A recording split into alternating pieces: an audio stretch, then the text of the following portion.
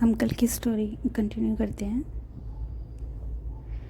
इस नौच खसोट में लोगों को बादशाही सेना से सेनापति वली बहादुर खां की लाश दिखाई दी। उसके निकट उसका घोड़ा खड़ा हुआ अपनी दुम से मक्खियाँ उड़ा रहा था। राजा को घोड़ों का शौक था। देखते ही वह उस पर मोहित हो गया। यह राकी जाति का अति सुंदर घोड़ा था। एक एक अंग सांचे में ढला हुआ, सिंह सी छाती, चीते सी कम। उसका यह प्रेम और स्वामी भक्ति देखकर लोगों को बड़ा कौतूहल हुआ। राजा ने हुक्म दिया, खबरदार, इस प्रेमी पर कोई हथियार न चलाई। इसे जीता पकड़ लो। यह मेरे अस्तबल की शोभा बढ़ाएगा। जो इसे मेरे पास लाएगा उसे धन से निहाल कर दूंगा। योद्धागण और से लपके, परंतु किसी को साहस न होता था कि उसके निकट जा सके। कोई चुमकारता था, कोई फंदे से फंसाने की फिक्र में था, पर कोई उपाय सफल ना होता था। वहाँ सिपाहियों का मेला सा लगा हुआ था। तब सारंदा अपने खेमे से निकली और निर्भय होकर घोड़े के पास चली गई। उसकी आंखों में प्रेम का प्रकाश था, छल का नहीं। घोड़े ने सिर झुकाया। रानी ने उसकी गर्दन पर हाथ रखा और उसकी पीठ सहलाने लगी। घोड़े ने उसके अंचल में मुँह छुपा लिया। रानी उसकी रास पकड़ खेमे की ओर चली। घोड़ा इस तरह चुपचाप उसके पीछे मानो सदैव से उसका सेवक है। पर बहुत अच्छा होता कि घोड़े ने सारंधा से निष्ठुरता की होती है। सुंदर घोड़ा आगे चलकर राज परिवार निमित्त स्वर्ण चटित मर्ग साबित हुआ। संसार एक रण क्षेत्र है। इस मैदान में उसी सेनापति को विजय लाभ होता है जो अवसर को पहचानता है। वह अवसर पर जितने उत्साह से आगे बढ़ता है, उतने ही उत्साह से आपत्ति के समय पीछे हट जाता है।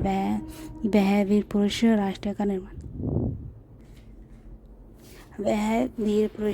निर्माता होता है और इतिहास उसके नाम पर यश के फूलों की वर्षा करता है।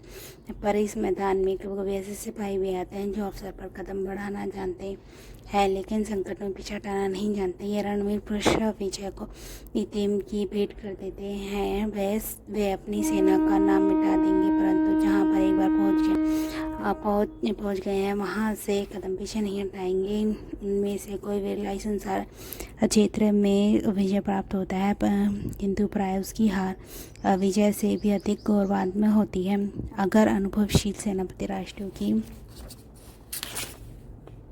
नींव डालता है तो अन्न पर जान देने वाला, मुंह मोड़ने वाला सिपाही राष्ट्र के भावों को उच्च करता है और उसके हृदय पर नैतिक गौरव को अंकित करता है।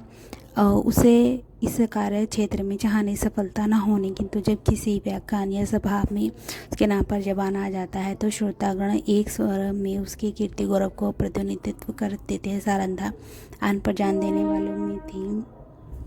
शहजादा मोहद्दीन जंगल के किनारे से आगरे की ओर चला तो सौभाग्य उसके सिंह मौछल हिलाता था। जब वह आगरे पहुंचा तो विजया देवी ने उसके लिए सिंहासन सजा दिया। औरंगजेब गुणक था। उसने भाषाई सरदारों के अपराध क्षमा के लिए उनके राज्य पर पद लौटा दिए और राजा चंपत राय को उसके बहुमूल्य कर्तव्यों के उपलक्ष्य में 12,000 मनसब प्रदान किया।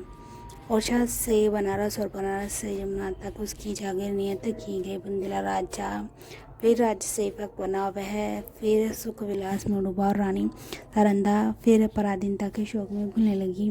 वह बली बहादुर शाह का खां बड़ा ही वाक्य चतुर मनुष्य था। उसने मृदुलता से शीघ्र ही उसके बादशाह आलमगीर का विश्वास पात्र बना दिया। उस पर राज्यसभा में सम्मान की दृष्टि पड़ने लगी। खान साहब के मन में अपने घोड़े के हाथ से निकल जाने का बड़ा शौक था। एक दिन कुंवर छत्रसाल उसके घोड़े पर सवार होकर सैर को गया था। वहाँ खान साहब के महल तरफ जा निकला। वली बहादुर ऐसे अफसर की ताक में था, परंतु उसने अपने सेवकों को इशारा किया, राजकुमार अकेला क्या करता। पाँव घर आया और उसने सारंधा से समाचार बयान किया। रानी का चेहरा तमतमाया। बोली, मुझे इसका शौक नहीं है कि घोड़ा हाथ से गया, शौक इसका है कि तू उसे खोकर जीता क्यों लौटा। क्या तेरे शरीर में बुंदेलों का रक्त नहीं? घोड़ा न मिलता ना सही, किंतु तुझे दिखा देना चाहिए था कि एक बुंदेला बालक से उसका घोड़ा छीन लेना हंसी नहीं है। यह कहकर उसने अपने 25 योद्धाओं को तैयार होने की आज्ञा दी। स्वयं अस्त्र धारण किए और योद्धाओं के साथ बली बहादुर खां के निवास के स्थान पर जा पहुंचे। खां साहब उसी घोड़े पर सवार होकर दरबार चले गए थे। सारंदा दरबार की तरफ चली और एक क्षण में किसी बेगति नदी के सदृश बादशाही दरवाजे के सामने जा पहुंची। क्या फिर देखते ही दरबार में हलचल मच गई। अधिकारी वर्ग इधर उधर से जमा हो गए। आलमगीर भी सहन में निकल गए। लोग अपनी अपनी तलवारें संभालने लगे और चारों तरफ शोर मच गया। कितने ही नेत्रों ने इस दरबार में अमर सिंह की तलवार को चमक देखी थी। उन्हीं वहीं घटना फिर याद आई। सारंदा ने स्वर में कहा, खां साहब, बड़ी लज्जा की बात है, आपने वही वीरता जो चंबल के तट पर दिखानी चाहिए थी, आज एक अबोध बालक के सम्मुख दिखाई। क्या यह उचित था कि आप उससे घोड़ा छीन लेते? बली बहादुर खां को आंखों के से अग्नि ज्वलता निकल रही थी। वे कड़ी आवाज से बोले, किसी गैर को क्या मजाल की मेरी चीज के काम में लाए? ये रानी, वह अपनी चीज नहीं मेरी है। मैंने उसे रणभूमि पाया, उस पर मेरा अधिकार है। क्या रणनीति की मोटी बात भी आप नहीं जानते? खां साहब, वह घोड़ा मैं नहीं दे सकता, उसके बदले में सारा इस्तबल आपकी नज़र है। रानी, मैं अपना घोड़ा लूँगी। खां साहब, मैं उसके बराबर जहवरात दे सकता हूँ, परंतु घोड़ा नहीं दे सकता। तो इसका निश्चय तलवार से होगा। बिंदल योद्धाओं ने तलवारें सौतली निकटता के दरबार की भूमि रक्त से प्रवाहित हो जाए। अब बादशाह आलमगीर ने बीच में आकर कहा, रानी साहिब, आप सिपाही घोड़ा आपको मिल जाएगा, परंतु उसका मूल्य बहुत देना होगा। रानी, मैं उसके लिए अपने सर्वस्व देने के लिए तैयार हूँ। बादशाह जहांगीर और मुंसिफ भी। रानी, जहांगीर और मुंसिफ कोई चीज़ नहीं, बादशाह अपना राज्य भी। रानी, हाँ, राज्य भी। बादशाह घोड़े के लिए। रानी, नहीं, उस पदार्थ के लिए जो संसार में सबसे अधिक मूल्यवान है। बादशाह, वह क्या है? रानी, अपनी यहाँ। इसी भांति रानी ने घोड़े के लिए अपनी विस्तृत जागीर, उच्च राज्य और राज सम्मान सब हाथ से खोया। केवल इतना ही नहीं, भविष्य के लिए काटे पर इस घड़ी से अंत दशा चंपत राय को शांति ही नहीं मिली। राजा चंपत राय ने फिर ओरछे के किले में पदार्पण किया। उसने मनसब और जहांगीर के हाथ से रहने का अत्यंत शौक था। किंतु उन्होंने अपने मुंह से शिकायत शब्द नहीं निकाला। वे सारंदा के स्वभाव को भली भांति जानते थे। शिकायत इस बात से आत्मगौरव पर कुठार का काम करती। कुछ दिन यहाँ शांतिपूर्वक व्यतीत हुए, लेकिन बादशाह सारंदा की कठोर बात भूलना था। वह क्षमा करना जानता ही न था। जो ही भाइयों की ओर से निश्चित हुआ, उसने एक बड़ी सेना चंपत राय का गर्व चूर्ण करने के लिए भेजी और 22 अनुभवशाली सरदार इस मुहिम पर नियुक्ति किए। शुभकर्ण बुंदेला बादशाह का सूबेदार था। वह चंपत राय का बचपन का मित्र और सहपाठी था। उसने चंपत राय को परास्त करने पर का बेड़ा उठाया और भी कितने ही बुंदेला सरदार राजा से विमुख होकर बादशाह सूबेदार से आ मिले।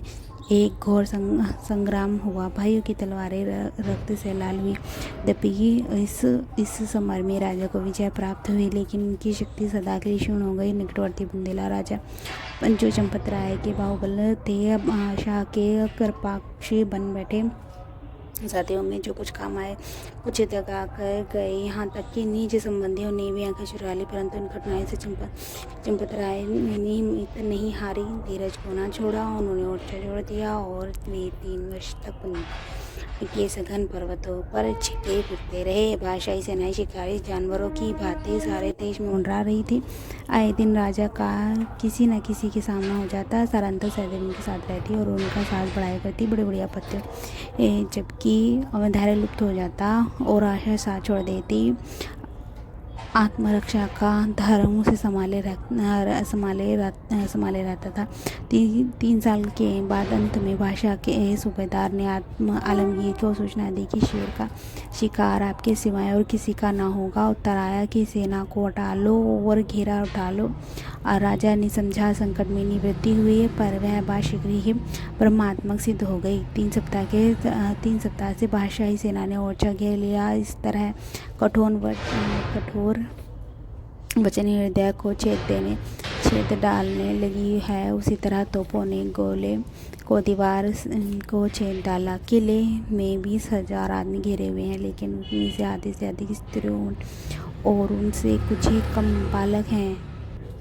मर्दों की संख्या दिनों दिन न्यून होती जा रही है। आने जाने के मार्ग के चारों तरफ बंद हो गया। हवा का भी गुजारा नहीं है। रसद का सामान बहुत कम रह गया है। स्त्री पुरुषों के बालकों को जीवित रखने के लिए आप उपवास करती हैं। लोग बहुत हताश हो गए हैं और औरतें सूर्य नारायण की ओर हाथ उठाकर शत्रु को कोसते हैं। बालक वृंद मारे क्रोध के दीवारों की आड़ से उन पर पत्थर फेंकते हैं, जो मुश्किल से दीवार के ऊपर जा पाते हैं। राजा चंपत राय स्वयं ज्वर से पीड़ित हैं। उन्होंने कई दिन से चारपाई नहीं छोड़ी। उन्होंने देखकर लोगों को कुछ ढांढस होता था, लेकिन उनकी बीमारी से सारे किले को निराशा छाया हुआ था। राजा ने सारंदा से कहा, आज शत्रु जरूर किले में घुस आएंगे। सारंदा ईश्वर ना करे कि इना को कोई यह दिन भी देखना पड़े। राजा, मुझे बड़ी चिंता इस अनाथ स्त्रियों और बालकों की है। गेहूं के साथ नए कुंड पिस जाएगा। सारंदा ने, हम लोगों यहाँ से निकल जाएं तो कैसा? राजा, इन अनाथों को छोड़कर। सारंदा, इस समय इन्हें छोड़ यही में ही कुशल है। हम ना होंगे तो शत्रु इन पर कुछ दया करेंगे। राजा, नहीं, यह लोग मुझसे नहीं छोड़ा जाएंगे। मर्दों ने अपनी जान हमारी सेवा में अर्पण कर दी है। उनकी स्त्रियों और बच्चों को कदापि नहीं छोड़ सकता। सारंदा, लेकिन हमारे यहाँ रहकर भी उनकी मदद भी कुछ नहीं कर सकते। राजा, उनके साथ प्राण तो दे सकते हैं। मैं उनकी रक्षा में भी अपनी जान लड़ा दूंगा। उनके लिए बादशाही सेना और खुशामद करवाऊंगा। कारावास की कठिनाई सहूंगा, किंतु इस संकट में नहीं जा सकता। सारंदा ने लज्जित होकर सिर झुका लिया और सोचने लगी, निसंदेह प्रिय साथियों को आंच में छोड़कर अपनी जान बचाना घोर नीचता है। मैं ऐसे स्वार्थ की हो गई हूँ। लेकिन एकाध विचार उत्पन्न हुआ। बोली, यदि आपको विश्वास हो जाएगी आदमी साथ कोई अन्याय ना किया जाएगा तो आपको चलने में कोई बाधा न होगी। राजा, सोचकर कौन विश्वास दिलाएगा? सारंदा, बादशाह ने सेनापति का प्रतिज्ञा पत्र। राजा, हाँ, तब मैं साथ चलूँगा। सारंदा विचार सागर में डूबी। बादशाह के सेनापति क्यों कर यह प्रतीक्षा कराऊँ?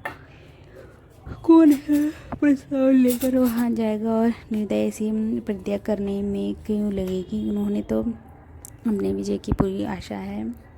और मेरा यहाँ ऐसा नीति कुशल वाक्पटुक चतुर कौन है जो इस दूरस्थ कार्य को सिद्ध करे? छत्रसाल चाहे तो कर सकता है। इनमें से सब गुण मौजूद है। इस तरह मन में निश्चय करके रानी ने छत्रसाल को बुलाया। उसने अपने चारों पुत्रों में से बुद्धिमानी और साहसी था।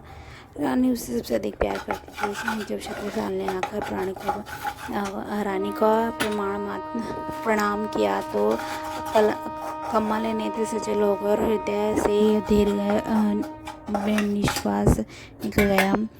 छत्रसाल, माता मेरे लिए क्या आज्ञा? रानी, आज लड़ाई का क्या ढंग है? छत्रसाल, हमारे 50 योद्धा कब तक चुके हैं? रानी, बुंदेला की लाज ईश्वर के हाथ में है। छत्रसाल, हम आज रात को छापा मारेंगे। निसंक्षेप में अपना प्रस्ताव छत्रसाल के सामने प्रस्तुत किया और यह हम किसे सौंपा जाए? छत्रसाल, मुझको तुम इसे पूरा कर दिखाओगे? हाँ, मुझे तो पूरा विश्वास है। अच्छा, आओ, परमात्मा तुम्हारे मनोरथ पूरा करे। छत्रसाल जब चला तो रानी ने हृदय से लगा लिया और आकाश की दोनों ओर हाथ उठाकर कहा, दैनिक मैंने अपने तरुण और होनहार पुत्र बुंदेलों के आन के आगे भेंट कर दिया है। अब इन आन और निभाना तुम्हारा काम है। मैंने बड़ी मूल्यवान वस्तु अर्पित की है, इसे स्वीकार करो। दूसरे दिन प्रातःकाल सारंदा स्नान करने काल में कुछ सामग्री के लिए मंदिर को चली। उसका चेहरा पीला पड़ गया था और आंखों तले अंधेरा छा गया था। मंदिर के द्वार पहुंचे थे। उसके ताल में बाहर से आकर एक दीदी की ऊपर एक कागज का पुर्जा लिपटा हुआ था। सारंदा ने थाल मंदिर के चबूतरे पर रख दिया और पुर्जे को खोलकर देखा तो आनंद से चढ़ा के लिया, लेकिन यह आनंद क्षण भड़का था। हाय, इस पुर्जे के लिए तो मैंने प्रिय पुत्र हाथ से खो दिया। कागज के टुकड़े को इतने महंगे दामों किसने लिखा होगा?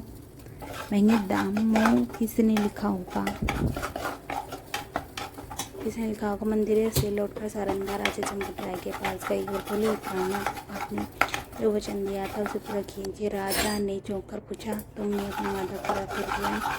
रानी ने वह प्रतिज्ञा पत्र राजा को दे दिए। चंद्रराय ने उसे गौरव से देखकर फिर बोला, मैं चलूँगा और ईश्वर ने कहा चाहा तो एक बार फिर शत्रुओं की खबर लूँगा। लेकिन सारन, सच बताओ, इस पत्र के लिए क्या देना पड़ा है?